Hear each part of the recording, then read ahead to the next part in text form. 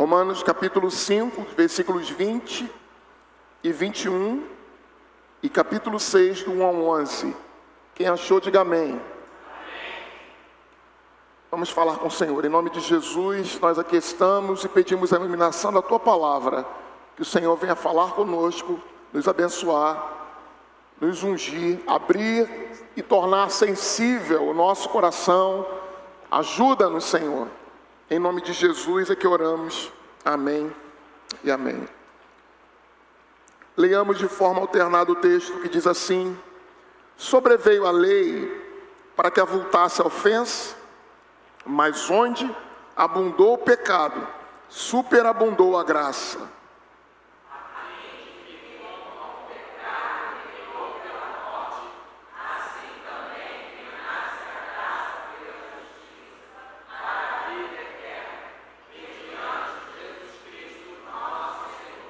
Que diremos, pois? Permaneceremos no pecado para que seja a graça mais abundante?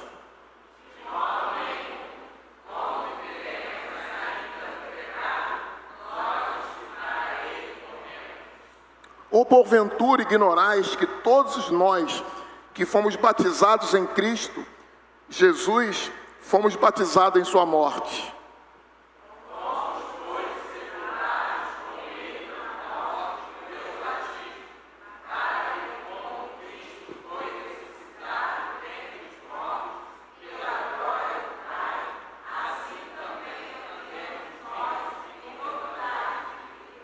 Porque se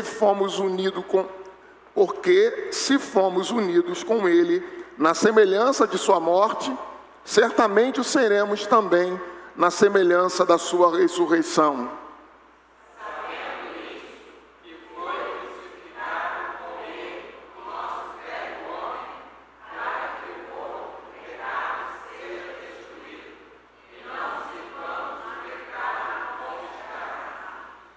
Porquanto quem morreu está justificado do pecado. Se já morremos com Cristo, cremos que também com Ele viveremos.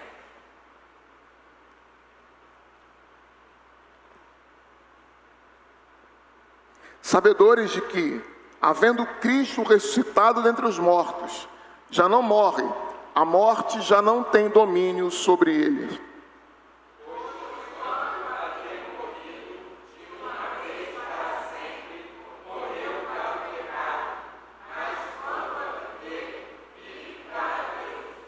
Assim também vós considerai-vos mortos para o pecado, mas vivos para Deus em Cristo Jesus. Palavra do Senhor. Imagine a possibilidade de que alguém ficou preso durante 30 anos dentro de uma caverna escura. Imagine que essa pessoa nunca mais viu a luz durante esses 30 anos. Que durante 30 anos ela só saiba o que é escuridão. E durante esses 30 anos a única coisa que ela tenha visto é a sua própria sombra. E não mais que isso. E que ela tenha dificuldade de enxergar outra coisa senão a própria sombra e a própria escuridão. Eu sei que você está imaginando que eu estou aqui citando uma parte da obra de Platão, a República. Não, mas eu não estou falando disso. Eu estou falando dessa possibilidade mesmo. Da possibilidade de que alguém tenha vivido durante muito tempo na escuridão e que, uma vez liberto da escuridão, essa pessoa agora vai ter que se defrontar com a luz. E qual será o impacto de quem viveu durante 30 anos na escuridão e agora vai enxergar e vai lidar com a luz? Será de um impacto de um sentimento de ambiguidade entre a felicidade porque está liberto e ao mesmo tempo o incômodo de que a luz produz em alguém que durante muito tempo teve que lidar apenas com as sombras e com a escuridão. Lidar com a escuridão durante muito tempo pode ameaçar ou produzir em nós o sentimento de que a única coisa que existe é a escuridão e não se é capaz de viver para além da escuridão. Quando terminamos o texto de Paulo, no capítulo 5, no versículo 20 e 21, nós terminamos, mas não terminamos, porque Paulo, de propósito, ironicamente, fazendo um tipo de retórica de confronto, Paulo está fazendo uma retórica aqui que é de encurralar o seu ouvinte para depois trazer reflexão, envergonhá-lo, trazer a ele uma reflexão que gera um sentimento de absurdo, um sentimento de não é possível que alguém pense dessa forma, não é possível que alguém tenha esse sentimento, mas Paulo nos empurra para uma encruzilhada. Eu vou para cá, eu vou para lá, o que está certo, o que está errado. Paulo nos defronta com uma realidade. Ele diz assim: olha, sobreveio a lei para que avultasse o pecado, versículo 21. Ou seja, a lei de Deus, ela produz uma demonstração clara de quão grande, imenso é o nosso pecado. Sabe para que serve a lei de Deus? Para nos despir.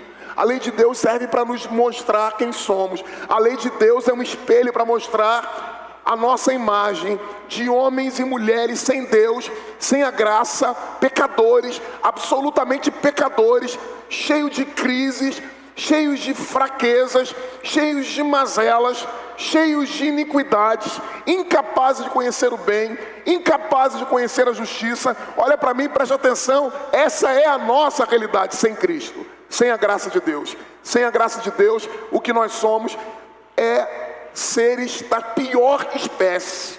Sem a graça de Deus, o que nós somos é seres humanos dos mais deploráveis possíveis. E o que a lei de Deus faz? Ela avulta, ela destaca, ela diz para nós quem somos, ela nos mostra claramente do que somos capazes.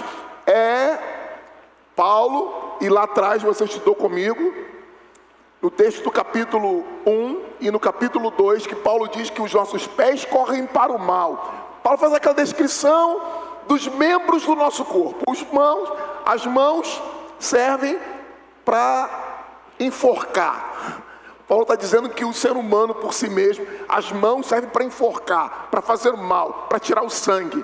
Os pés correm para o mal. A boca urde enganos. Os olhos cheios de malícia.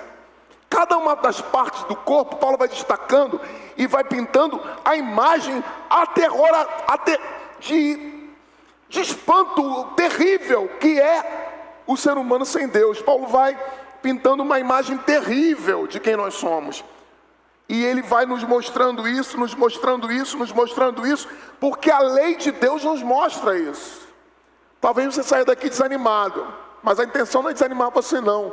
É mostrar o contrário, que na graça de Deus, através da graça de Deus, da justiça de Cristo, nós nos tornamos nova criatura, nova criação. Nós somos o que somos hoje pela graça de Deus. A graça de Deus perdoadora transforma essa nossa realidade.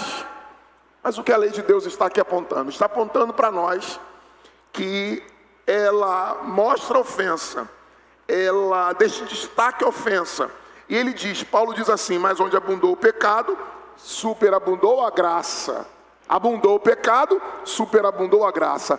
Abundou o pecado, o indivíduo era mau, o indivíduo era mentiroso, o indivíduo era adúltero, o indivíduo era raivoso, cheio de manias, de vícios, de pecados. Abundou nele todos esses delitos, essas mazelas. Mas o que a graça faz? Ela supera, ela transforma por completo a vida daquele indivíduo e faz, onde abundou o pecado, o indivíduo que for daquela forma, ele vai se tornar ainda mais santo por causa da graça de Deus. Mas qual é a conclusão absurda que alguns têm tirado? A conclusão absurda que alguns já tiraram disso é: então, quanto mais eu pecar,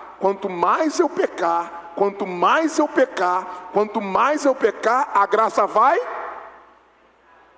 Pela lógica diabólica que está presente por vezes no nosso coração mau, então pequemos,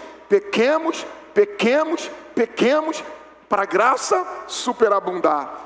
E é o que o texto está dizendo para a gente. Paulo, numa retórica de confronto, ele diz: olha, a fim de que o pecado reinou pela morte, assim também reinasse a graça pela justiça para a vida eterna em Jesus Cristo. E aí ele diz no primeiro versículo, capítulo 6, que diremos, pois? Permaneceremos no pecado para que seja a graça mais abundante? Veja o que Paulo está dizendo. Olha, vocês entenderam o que eu falei anteriormente? Onde abundou o pecado? Onde abundou o pecado? Onde abundou o pecado? E é aqui Paulo está dizendo então: que diremos, pois? Permaneceremos no pecado para que a graça seja mais abundante? O que os antinomistas, os que são contra a lei, os que são liberais, os que pensam a lei de Deus de forma equivocada, os que têm a hipergraça como uma defesa, os que se refugiam na graça para pecar, os que mantêm uma vida promíscua porque simplesmente confiam. Deus é bom, Deus é amoroso, Deus sempre perdoa, Deus sempre é bom, Deus sempre é misericordioso, Deus sempre é aquele que vai considerar as minhas falhas. Nós não estamos mais debaixo da lei, e sim da graça. Podemos viver da forma que desejarmos, e ao final Deus vai nos perdoar, porque Ele sempre perdoa.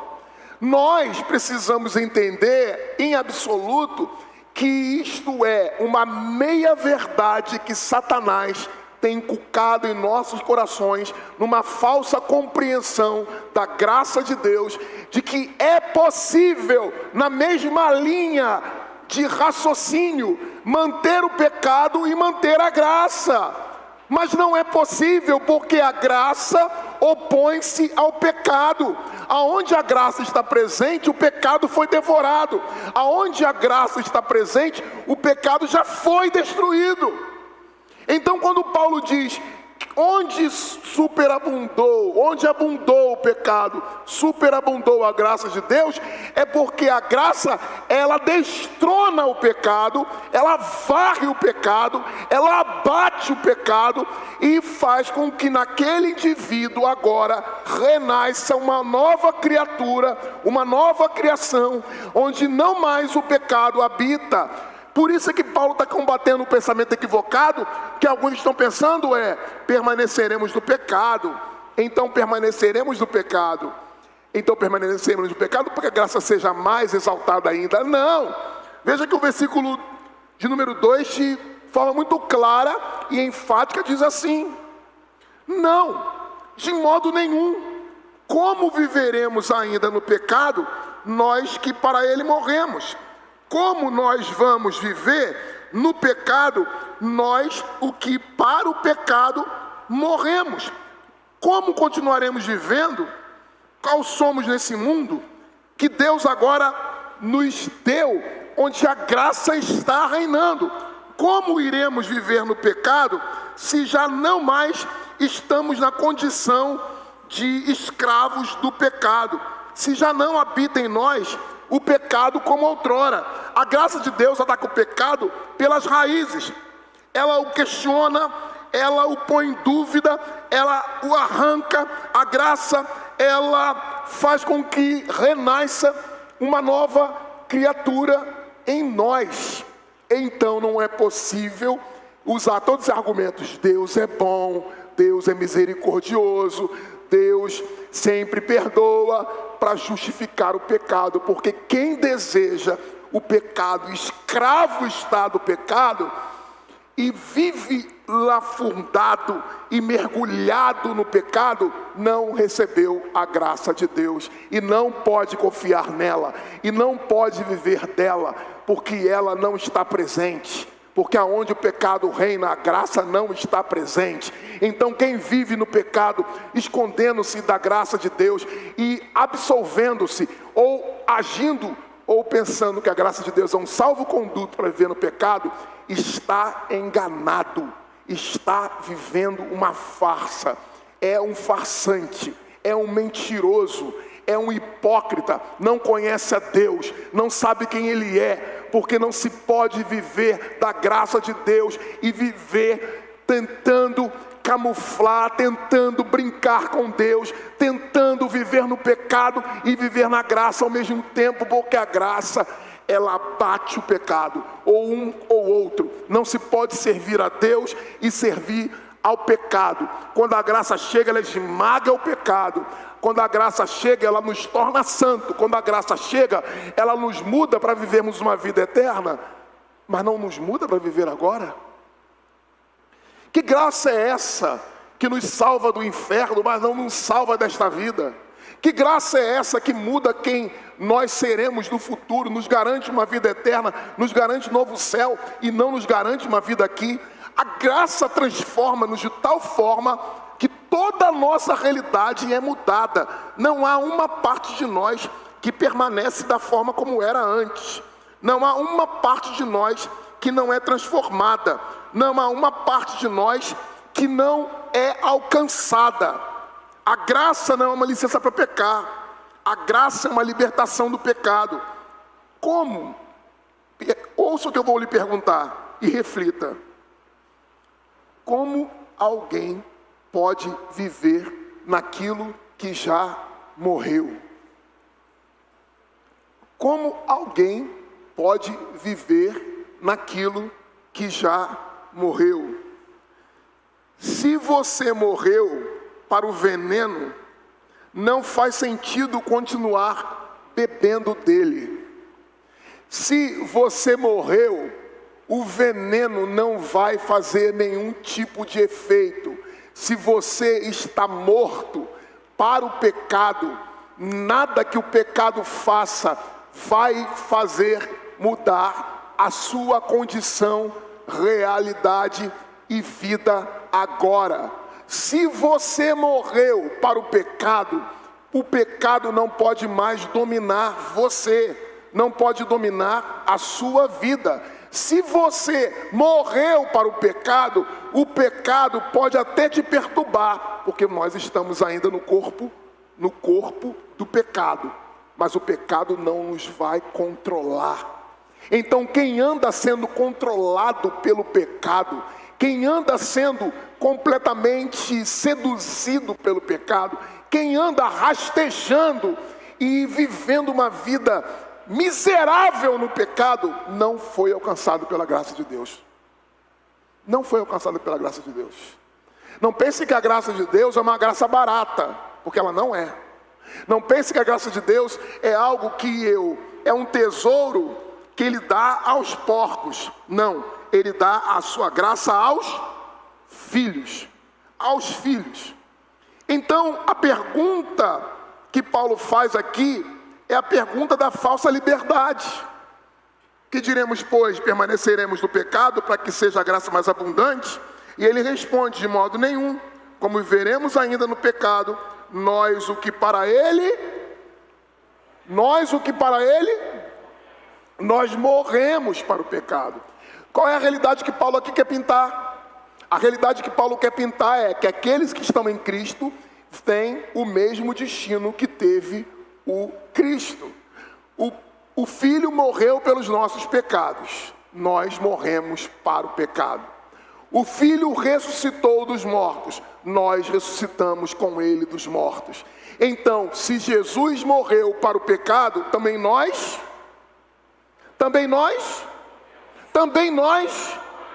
morremos para o pecado, meu irmão. Deus agora nos faz entrar na graça, experimentar dela, e o pecado nos é tirado por completo. O pecado já não é mais motivo de prazer para nós.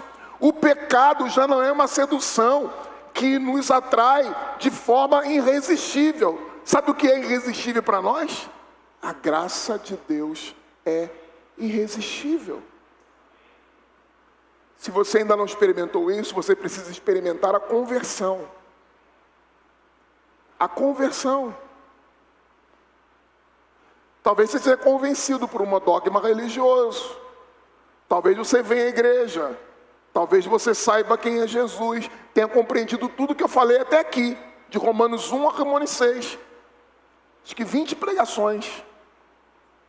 Do capítulo 1 ao 6 agora, já são, se eu não me engano, 20 pregações. Nem todas estão no YouTube. Está lá também. No YouTube da igreja, aproveitar para fazer propaganda. No YouTube da igreja tem lá todas as pregações de Romanos, desde a primeira até semana passada. Semana passada ou por aí. Nosso editor-chefe vai atualizar isso aí. Nosso editor-chefe responsável pelo YouTube da igreja é o Samuel Vitorino. Sabe, ele vai atualizar isso aí, você vai ver que vai estar tudo lá no YouTube bonitinho nessa semana. Depois eu vou chamar ele de editor-chefe, né? Ele vai se sentir bem importante. Ele vai atualizar ali, com certeza, o YouTube com essas pregações. Mas quando você olha do início, do primeiro capítulo até aqui, você vai perceber o seguinte: há uma progressão de compreensão.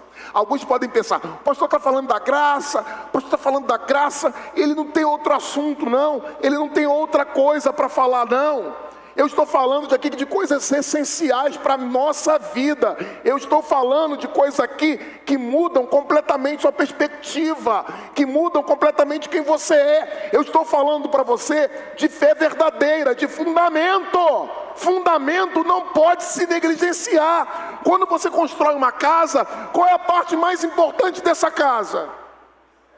O fundamento que vai sustentar o resto da casa. Se eu der a vocês um fundamento fraco, se eu der a vocês uma água com açúcar, de uma compreensão que é da graça de Deus, que não é profunda, que não é insistente, que não chama a todos os detalhes, que não pinta todos os cenários, que você não compreende todas as possibilidades, você vai ser apenas uma pessoa religiosa, como tem um monte de gente religiosa, que se faz de duas realidades: ou é um depravado que se esconde na igreja, como existem alguns depravados que se escondem na igreja, e vão para a igreja, mas são depravados, vivem na vida de pecado, vivem na vida de depravação total, e vão para a igreja, simplesmente, são religiosos, vão à igreja, mas não entenderam a graça de Deus, porque quem entendeu a graça de Deus não vive no pecado. O pecado não está disponível para quem vive a graça de Deus. Morremos para o pecado. Quando nós morremos em Cristo, nós sepultamos a nossa vida. A nossa vida foi sepultada. Nós morremos e começamos de novo. Acabou aquela vida. Acabou. Encerrou. Acabou. Esqueça quem você foi até ontem. Esqueça quem você conviveu até ontem. Quando você recebe a graça de Deus, ela esmaga o pecado, ela destrói o pecado e ela faz de você uma nova criatura. Não dá para ser o mesmo, não dá para não ter mudança, não dá para não continuar da mesma forma, não dá para só vir à igreja e ser um depravado e ser alguém que vive no pecado. Mas também acontece que muita gente, por não entender a graça de Deus, se torna alguém que aparentemente mudou. Aparentemente mudou. Aí se torna diácono, se torna presbítero, se torna pastor, vira bispo, mas não conhece a graça de Deus. Mas tem capa de religioso. E esses são os piores. Gente religiosa que se esconde atrás da graça de Deus, é legalista, vigia os outros, impõe santidade, controla as relações pessoais das pessoas, tem domínio, tem controle da igreja, ocupa posição religiosa, mas não compreenderam a graça de Deus, porque a graça de Deus não permite que o pecado seja vivido de forma hipócrita e religiosa. Se torna um inquisidor dos outros, alguém que controla a vida espiritual das pessoas, massacra o próximo, persegue os outros, cala os profetas, atinge a quem ama o Senhor, debocha e de alguma forma não compreende a sensibilidade espiritual das pessoas, trata a beleza, essa simplicidade de alguns como sendo fanatismo, como sendo alguma forma distorcida da fé. É porque estão secos, é porque estão mortos, é porque não entenderam a graça de Deus. Não se torne um religioso hipócrita e não se torne um crente depravado. Todas essas realidades são pessoas que não compreendem a graça de Deus. Se você compreender a graça de Deus, você vai fugir desses extremos. Porque a graça de Deus, ela faz com que o pecado se torne uma condição passada, ultrapassado, liquidado. Morrer para o pecado é deixá-lo minguar. Já não brotamos dessa antiga raiz, não inalamos mais o seu ar, não estamos mais sujeitos ao seu poder. Como poderemos ainda viver no pecado? Como continuaremos vivendo? Qual somos nesse mundo? Já que Deus agora diz-nos que somos uma nova criatura. Nós nascemos da água e do Espírito. O nosso destino, a nossa existência não é a de outrora. A nossa existência agora é outra. Se o pecado foi suprimido, se ele foi devorado pela graça, como nós poderíamos ser agora, em nossa existência, o teatro do pecado visível? Como nós poderíamos viver uma vida onde o pecado ainda nos controla, aonde somos levados para cá e para lá, arrebatados pelo pecado, caindo aqui, caindo ali, o tempo todo caindo. O Senhor nos levantou para permanecermos de pé. Quando dizemos na palavra de Deus que quem está de pé, cuidado para que não caia, não é para cair toda hora. Quem cai toda hora, cai toda hora, cai toda hora, cai toda hora, é porque nunca se levantou de verdade. Ou precisa viver uma vida espiritual alicerçada na palavra de Deus, conhecer as Escrituras, viver uma vida de disciplina espiritual, obtendo da parte de Deus a força necessária que vem do Espírito Santo. Nós recebemos a palavra, nós temos o jejum, a oração, nós temos a comunhão, nós temos os meios de fé que nos foram dados, a ceia do Senhor, o batismo, para sermos fortalecidos. Então quando caímos o tempo inteiro e vemos caindo, é porque de fato não nos levantamos ainda. Porque a nossa condição já não é mais a que era outrora. O que Paulo está dizendo para nós, vamos avançar.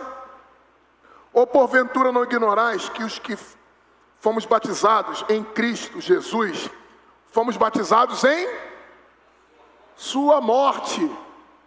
O que é o batismo? O batismo, ele é usado para estabelecer na forma sacramental a nossa nova existência. Como alguém entra na igreja? Ele entra na igreja a partir do batismo. O que o batismo é? Uma confissão pública da nossa condição agora. Qual é a nossa condição agora? Quem é que governa sobre nós? Quem é que tem senhorio sobre nós? Cristo tem senhorio sobre nós. A palavra de Deus tem senhorio sobre nós. Amém? E nós fazemos isso através do batismo. Nós renunciamos à antiga vida que tínhamos, renunciamos o antigo senhorio, quem servia ao ocultismo, quem servia aos deuses falsos, quem servia aos orixás, quem servia a Allan Kardec, quem servia a Alá, a Buda, a quem quer que seja, na hora do batismo, o que está fazendo? Está renunciando à legalidade desse comprometimento com esses poderes, com esses seres espirituais, sejam como você quer chamar, e estão agora aceitando que pertencem unicamente a quem? E estão dizendo: morri, abandonei, não pertenço mais. Talvez você tenha esquecido, porque passaram já 40 anos que isso aconteceu na sua vida. mas isso precisa ser uma realidade que você vive hoje. Foi batizado há 30 anos? Não importa. O compromisso é o mesmo desde o primeiro dia. Passaram 40 anos, não importa. 5 anos, não importa. Lembre-se do teu compromisso de servir a Deus e de pertencer a Ele. Tem tantos anos que eu já não me lembro mais. Mas a nossa vida precisa estar pautada na realidade de que fomos batizados em Cristo. Jesus, fomos batizados em sua morte. Fomos, pois, versículo 4, fomos, pois, sepultados com Ele na morte fomos sepultados. A nossa vida foi sepultada, a vida de pecado. O nosso eu antigo está morto.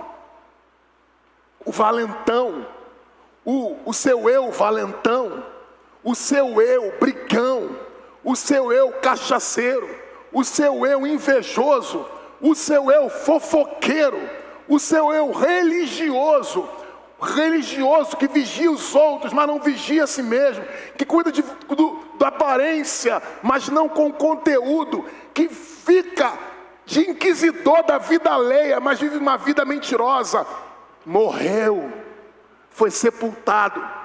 Diz o texto que fomos sepultados com Ele na morte pelo batismo.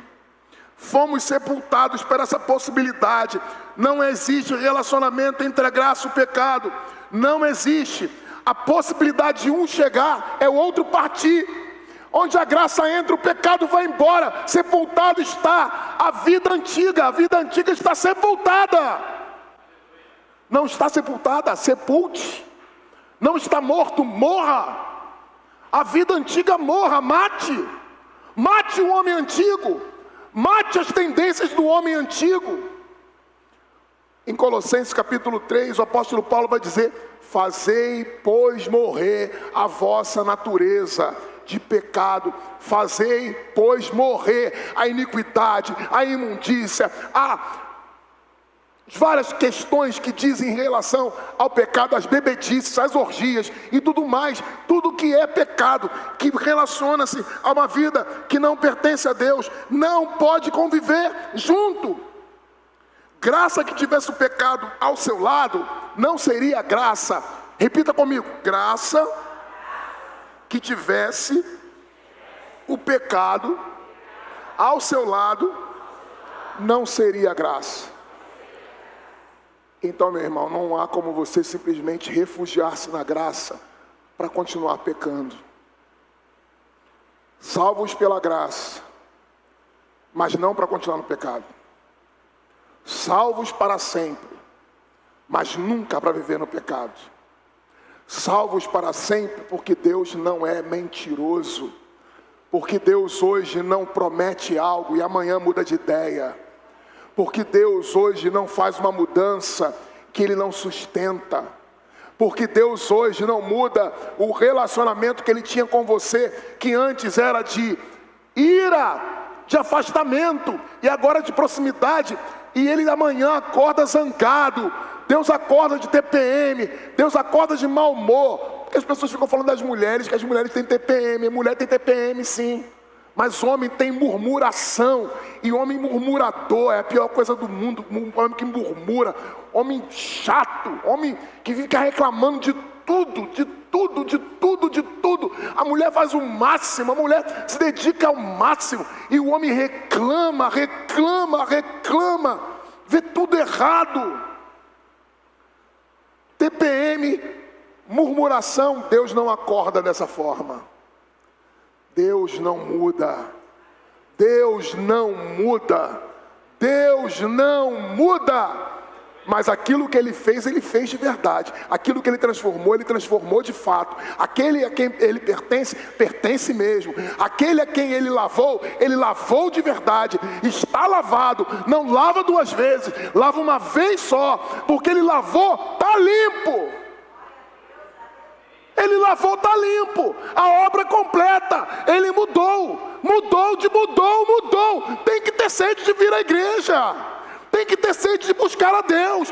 Tem que ter sede de orar, tem que ter sede de ler a palavra, tem que ter sede. Se não tem, bota o joelho no chão e pede misericórdia a Deus, e só se levanta quando brotar no seu coração o desejo intenso de servir e amar o Senhor, porque se não está acontecendo isso, algo está errado, porque quem nasceu de novo da água e do Espírito tem sede de Deus, tem sede de Deus. O pecado não nos domina mais, fomos mortos, estamos mortos para o pecado. Quem conhece a graça não quer conhecer o pecado, quem goza da graça não é mais pecador. A graça faz o pecado morrer, desfalecer. A graça faz o pecado minguar. Aos poucos nós vamos matando, até ele não mais existir, até ele ser subjugado. Se eu sei que eu tenho uma tendência para o mal, para o pecado, em uma determinada área da minha vida, o que eu faço? Eu me concentro, e eu me concentro na palavra, até que aquela área da minha vida espiritual seja queimada pelo fogo do Espírito. Se eu tenho tendência para a luxúria, então eu começo a ler a palavra, pedindo ao Senhor que me oriente, para que a luxúria seja derrotada na minha vida. Se eu tenho uma tendência à mentira, eu começo a orar, e começo a me dedicar a ler a palavra, até que a mentira seja derrotada na minha vida. Jejuo, oro, peço a Deus misericórdia, peço graça dobrada, até que eu faça morrer na minha vida aquilo que está me dominando, porque eu não mais pertenço a essas realidades. O problema é que nós estamos sendo ensinados por muitas pessoas, que aparentemente são até pessoas boas, ensinadas que a gente pode continuar pecando, pode continuar tudo aí, Deus é bom, dá um jeito, depois Ele perdoa você, está tudo bem, está tudo certinho, Ele é bonzinho, Ele é o Pai que sempre vai, né? Aquela imagem de Deus como um paizão, aquele pai de 60 anos, 70 anos, o filhinho novinho, né? E o pai vai e faz o quê? Faz tudo. Deus é pai, não é avô. Viu, Sueli? Deus é pai, não é avô. Viu, Sônia? Deus é pai, não é avó. Porque avô, vovozinho, a mamãe ensina bonitinho, a avó vai estragar o netinho. Vem cá, toma um docinho, mamãe não está vendo não, olha que coisa, está aqui. A gente tem uma imagem de Deus, que Deus é o vovô. Deus não é vovô, Ele é pai. E o pai prepara o filho para se tornar homem. E o pai prepara a mulher para se tornar mulher. E o pai exige um comportamento adequado de quem está crescendo, de quem não pode ser um menino para o resto da vida. Porque os avós também, salvo aí o juízo da implicância com os avós, e é só para descontrair, os avós também querem que os netos cresçam, se tornem homens, mulheres e pessoas adultas, mas a imagem que se tem é de um Deus que não deseja que nós nos tornemos pessoas adultas, e pessoas adultas vivem a graça de Deus e uma vida santa. Porque muita gente que vive bebendo leitinho espiritual. Paulo que fala, olha, eu queria vos instruir como adultos, como espirituais. Paulo fala isso, mas ele diz, eu não posso, porque vocês não são espirituais, vocês são carnais, vocês são meninos. Eu quis dar leite, eu quis dar alimento sólido, mas não pude dar, porque vocês ainda bebem leitinho. Vocês estão bebendo leitinho, não querem conhecer a graça de Deus, não querem aprofundar na doutrina, não querem conhecer na profundeza Romanos. Não quer. Quer o que? Autoajuda? Quer o que? Psicologia barata? Quer o que? Viver de dopamina? quer entusiasmo, quer luz para lá, luz para cá, quer fogo pegando para cá, fogo para lá, quer experiência, quer sentir arrepio, mas não quer a doutrina, não quer o conhecimento, não quer confrontar o pecado, não quer lidar com a realidade de quem você é, quer ouvir o pastor ficando dizendo coisa boa, que você é maravilhoso. Não, aquele que diz que é pecador, é miserável e toma todo domingo a injeção de compreensão de quem é. Para chegar segunda-feira, quando chegar no trabalho, de verdade compreender quem você é e viver uma vida diferente e não ser o pior do setor e não ser a pior pessoa, porque é crente e acha que é melhor do que os outros, mas continua carregando a mesma realidade de outrora. Tem crentes, olha, que são piores, as piores pessoas que eu conheço, porque se encheram de arrogância. Se encheram de arrogância, mas não mudaram nada. Só se encheram de arrogância. E os pastores alimentando a arrogância. Você é um escolhido, você é um separado. Deus te colocou ali para ser melhor que todo mundo. Não colocou nada, colocou você para ser instrumento, para ser servo de todos, para dar a cara, para apanhar, para ser humilhado, para poder experimentar afronta, para ser perseguido. Eu não sei porque esse evangélico ficou reclamando que estão sendo perseguidos. Quer ser o quê? É honrado? Quer o quê? Que os corruptos honrem vocês? Quer o quê? Que o sistema político sujo, completamente e absurdamente corrompido, exalte a igreja? Quer o quê? Que a sociedade que nós vivemos e estamos vivendo completamente apóstata de Deus, que não sabe quem é Deus, que exalta e glorifica o homem, o pecado, a miséria. Trate a gente bem. Vocês querem isso? Isso é ilusão. A Bíblia diz que aqueles que vivem de verdade pelo amor de Deus serão perseguidos. É o nosso lugar, mas nós nos mantemos firmes, porque a graça vai nos sustentar. Vai nos sustentar. Não temos que pedir a Deus alívio, temos que pedir a Deus força para lidar com a situação, para lidar com a perseguição, para lidar com a afronta, para lidar com o pecado, para lidar com o pecador, com a sociedade, mas nos mantendo puros, santos, amados de Deus, que vivem da graça dele. Não é o santo insuportável, não é o santo azedo, que ninguém suporta no trabalho. É o santo doce, mas firme. É possível ser santo, ser firme, ser doce, ser firme. É possível viver a graça, exalar amor, exalar perdão, exalar justiça, sem ser grosseiro, sem ser insuportável, sem ser azedo. Porque a graça de Deus é quem nos muda. A palavra de Deus diz assim: para que como Cristo foi ressuscitado dentre os mortos, pela glória do Pai, assim também andemos nós em novidade de vida. Andar em novidade de vida é mudar sendo modificados.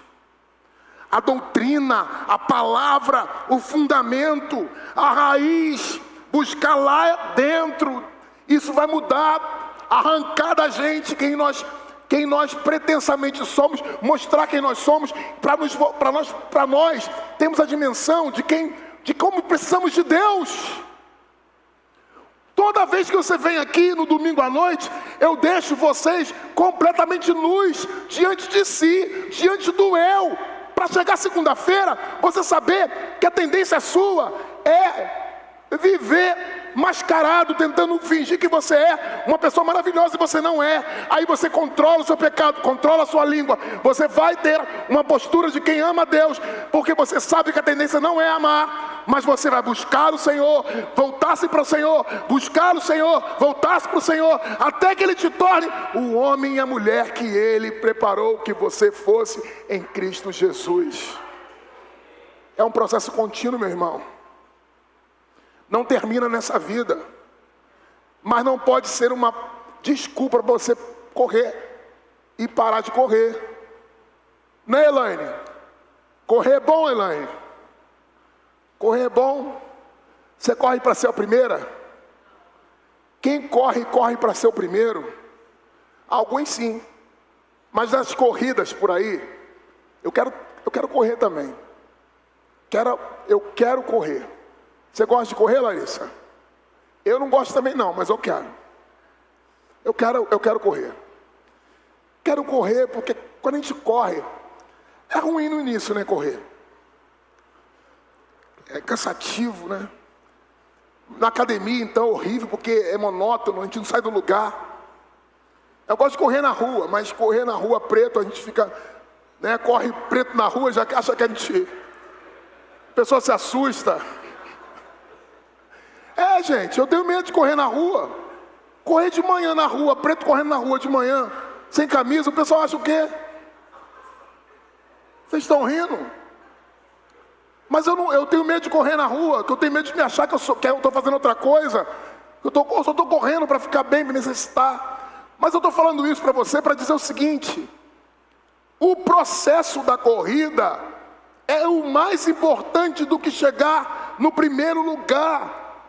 O processo que nós vivemos enquanto cristãos é mais importante do que a finalização.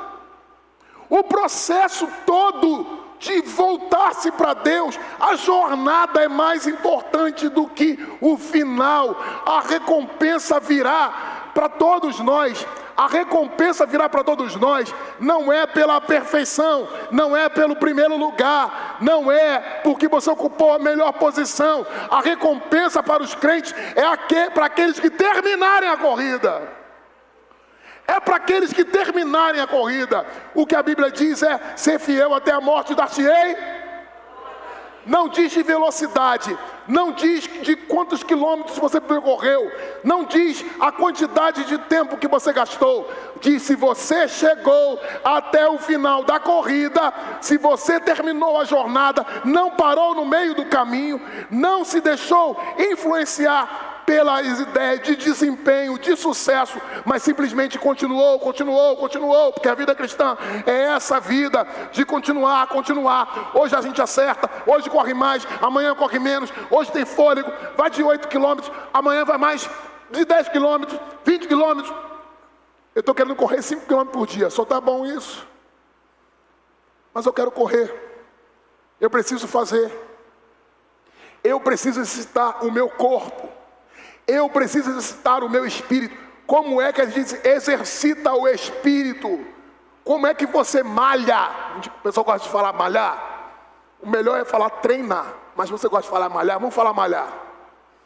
Como é que você malha o corpo?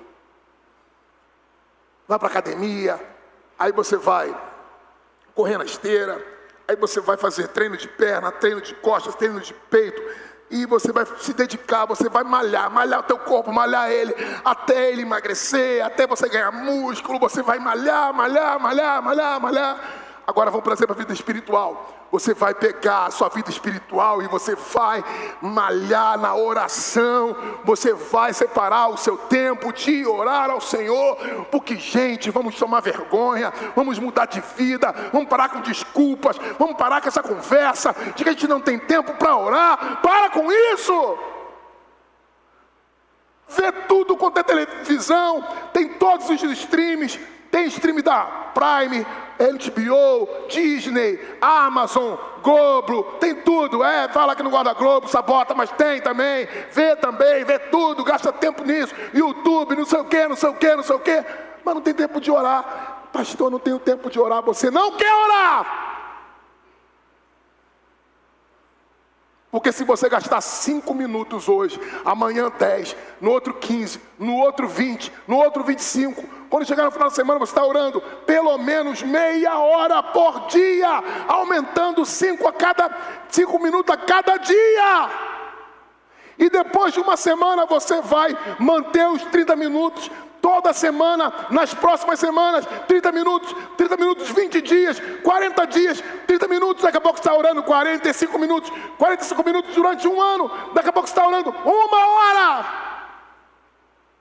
A corrida é a insistência, a perseverança, continuidade, permanência na vida espiritual.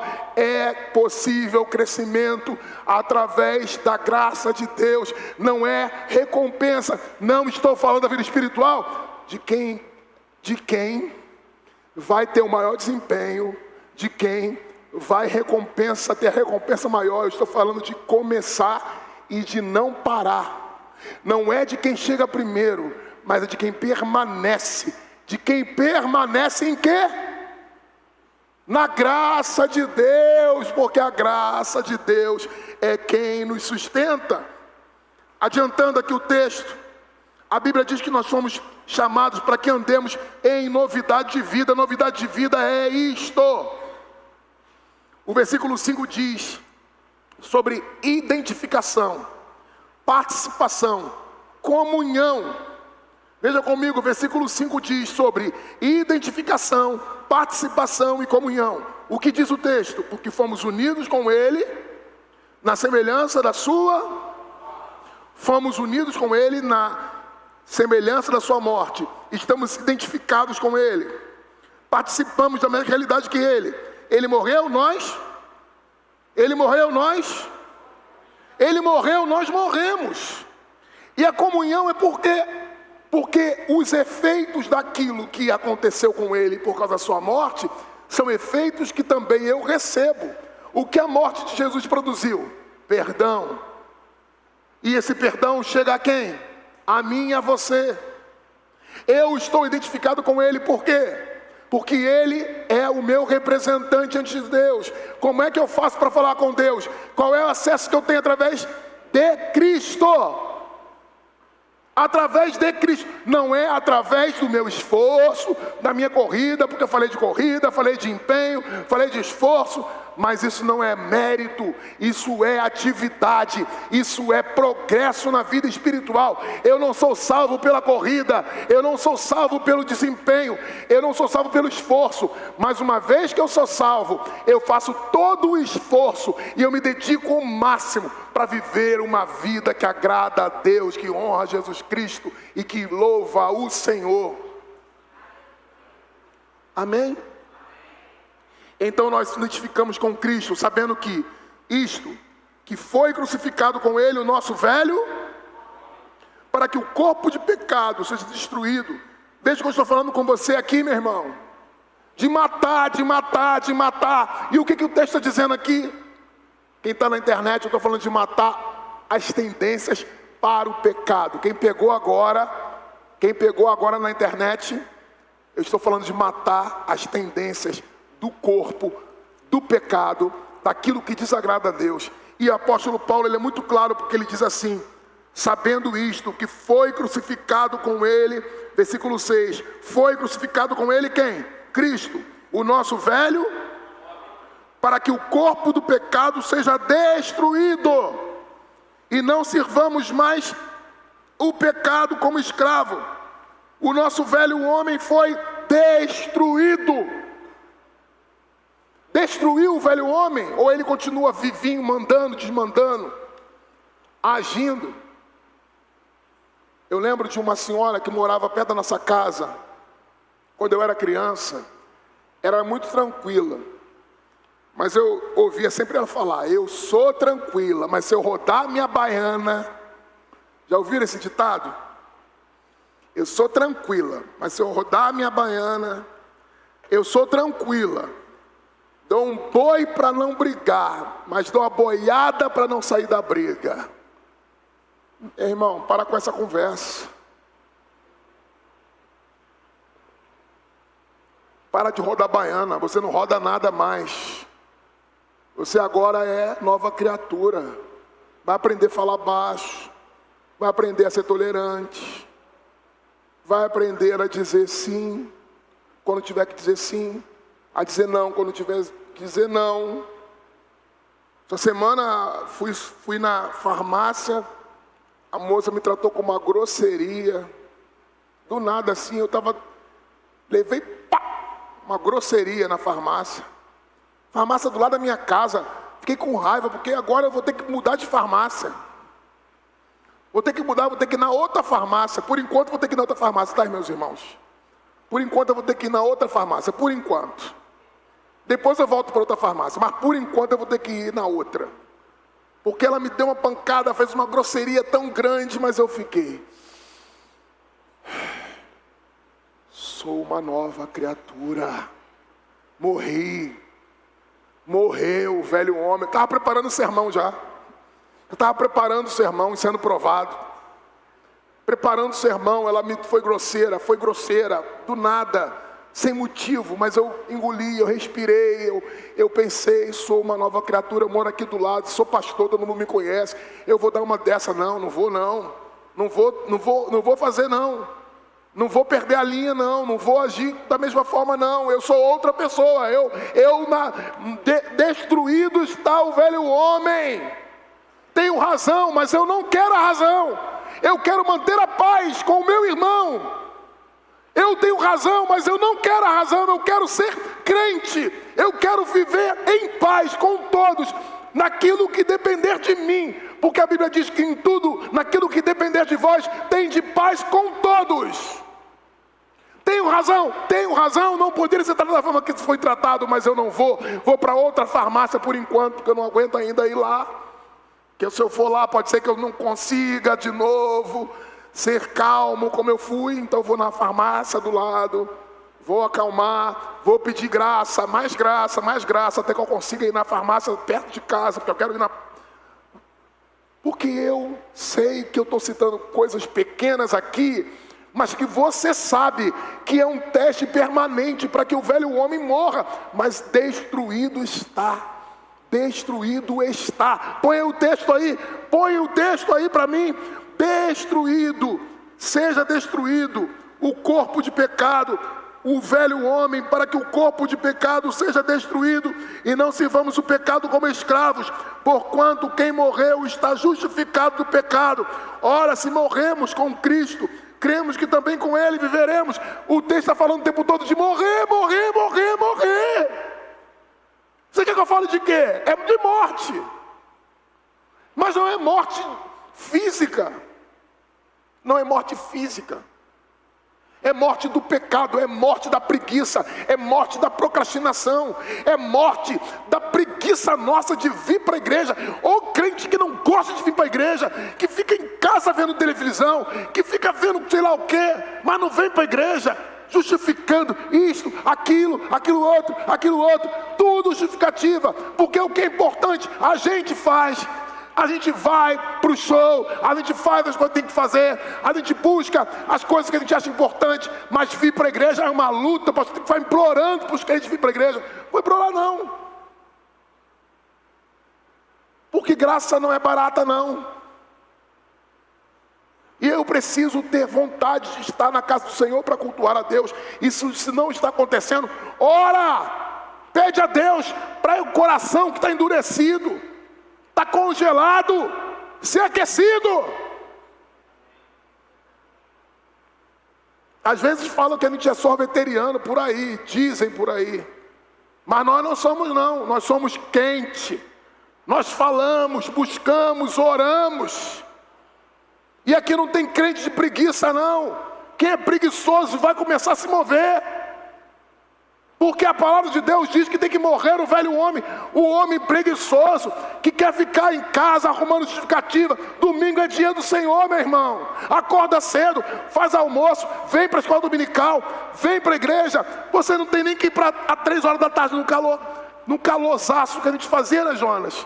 À tardezinha, vinha para a igreja de manhã, orava 8 horas da manhã, até às 9, depois escola dominical, depois ia para casa, depois tem ar livre, depois vem para a sociedade interna às 5h30, depois culto à noite, e depois segunda-feira trabalhar, como todo mundo, escala 6x1, era o que a gente tinha há 10 anos atrás, há 15 anos atrás, e os crentes estavam tudo na igreja, e a igreja sempre lotada de gente, e você agora, crente, que é tudo Nutella, alguns aí, uns crentes Nutella que não aguenta vir para a igreja no domingo e já acha que está fazendo muita coisa.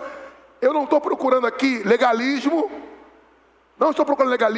existem motivos para não estarmos muitas vezes cultuando ao Senhor, e às vezes nós não podemos mesmo, e eu não estou aqui botando fardo pesado em ninguém, mas estou apontando e alertando aquele que fica na procrastinação, é diferente, É diferente de quem tem objetivos e tem coisas que os impede de estarmos servindo, quer servir, mas no momento não consegue, do que muitos de nós que simplesmente estamos fazendo da casa de Deus o lugar para visitar de vez em quando. E aí não morre o velho homem, quando chega na igreja de vez em quando não sente arrepio, não está sentindo o espiritual, a igreja não está espiritual. Porque você está espiritual como? Como é que está espiritual se você passar a semana toda longe da igreja, sem comunhão com a igreja, sem buscar ao Senhor, sem orar, sem ler a Bíblia, aí quer que no domingo o pastor faça uma mágica para ficar o culto espiritual? Não, o culto vai ser espiritual se você está na conexão. Tem que estar na conexão, na mesma conexão, que todo mundo está na conexão aqui. Amém? Estou falando de morrer, estou falando de morte. Estou falando de morte, mas morte do homem velho, morte do ego, morte do eu, morte da vida de pecado. E termino dizendo o que Paulo diz aqui: ora, se morremos com Cristo, versículo 8, cremos que também com Ele viveremos, sabedores de que, havendo Cristo ressuscitado entre os mortos, já não morre, a morte já não tem domínio sobre Ele. Por conta de ter morrido, de uma vez para sempre morreu para o pecado. Morreu para o pecado. Mas quanto a viver, vive para Deus. Assim considerai-vos mortos para o pecado, mas vivos para Deus em Jesus Cristo. Você contou quantas palavras, quantas vezes falou de morte ali? Você contou? Eu contei 14 vezes. 7 mais 7. 7 é o número da perfeição. Mais 7, o apóstolo Paulo fala.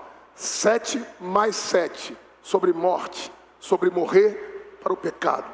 Morrer o velho eu. Morrer as velhas tendências. Morrer a nossa preguiça. Morrer a nossa procrastinação. Para alguns, procrastinação é até doença. Vai procurar o psicólogo, vai procurar um neurologista, vai tratar o TDAH, vai tratar seja o que for, e vai parar de procrastinar. Porque se for um problema físico, também tem tratamento. Também tem tratamento. Agora, não pode ficar vivendo aquela pessoa que não sai do lugar. Fica dando volta o tempo todo, não sai do lugar, não termina nada, começa, não termina, começa, não termina, começa, não termina, começa, não termina, começa, não termina, começa, não termina, começa, não termina, começa, não termina, começa firme na igreja, daqui a pouco tá fraco de novo, daqui a pouco tá fraco de novo. Meu irmão, faz morrer o pecado. E se tem algum problema espiritual, emocional, vamos tratar, vamos consertar, vamos projetar a vida, vamos buscar o Senhor. Entenderam? Estão em paz? Entenderam? Olha para mim, estão entendendo? Então, em nome de Jesus, vamos ficar de pé e vamos encerrar o culto dessa noite.